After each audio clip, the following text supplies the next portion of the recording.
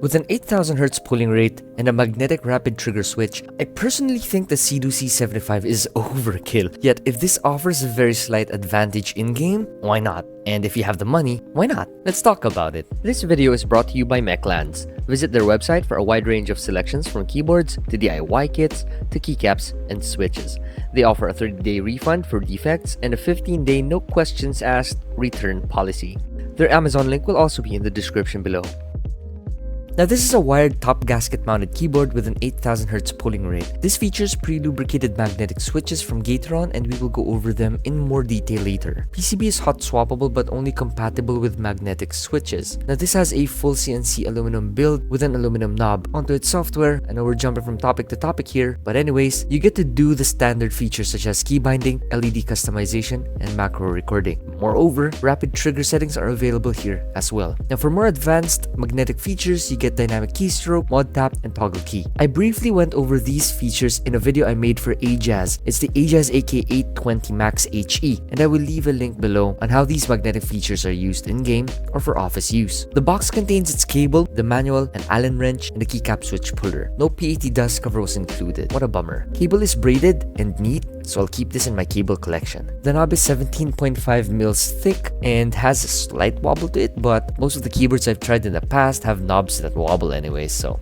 all good. The aluminum case has rubber padding in the contact points, and that acts like a force brake mod to reduce case pings. Speaking of the case, this is 1.9 kilograms heavy thanks to the black steel backweight and the full aluminum build. The USB-C in is at the top left, and looking under the keyboard, the feet are standard rubber pads with no kick-up feet. Overall, this seems to have a standard build for an aluminum keyboard. This has cherry profile die-sub PBT keycaps. The stabs are lubed and they're tight. Very good. Switches here are Gateron KS20Us with RGB diffusers. Now these are linear magnetic switches that have a milky bottom-out sound. This has a 30-gram spring in it, being the lightest switch I've ever tried. I might be tripping, but somehow it feels like a 45-gram switch. I don't know. Have you tried them? What do you think? Anyways, here's a sound test.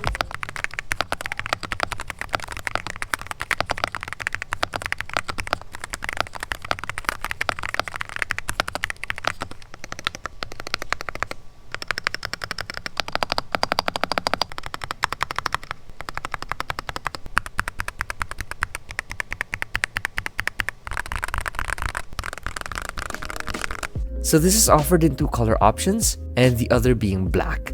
First look at the keyboard, I do appreciate the silver anodized finish, and this in fact is my first silver keyboard. Legends are small and this may appeal to some, but not for others. You get no branding anywhere, so this is just perfect. The sides have engravings on them, and to me, they're just fine. In fact, I think we could consider them as branding. So, yep, you get branding at the sides. Now, onto RGB, this has a lot of RGB modes, and of course, you may refer to the software for that one. And I'm not a fan of RGB, but if you are, this has what you need. I might have forgotten to add some things here, but just let me know if you have any questions. Let's tear this down and see what's inside. So by just removing 6 screws underneath, you take the top case off from the bottom case. Now, you don't have to worry about the knob here because the positioning plate and the PCB is attached to the top case with screws right there. Only thing you're gonna have to worry about here is the cable attached to the PCB. And once you get that out, everything else here is pretty much common sense. Now, let's go over the dampers here real quick. Underneath, at the bottom case, you get a very thin sheet of EVA foam, and then stuck under the PCB is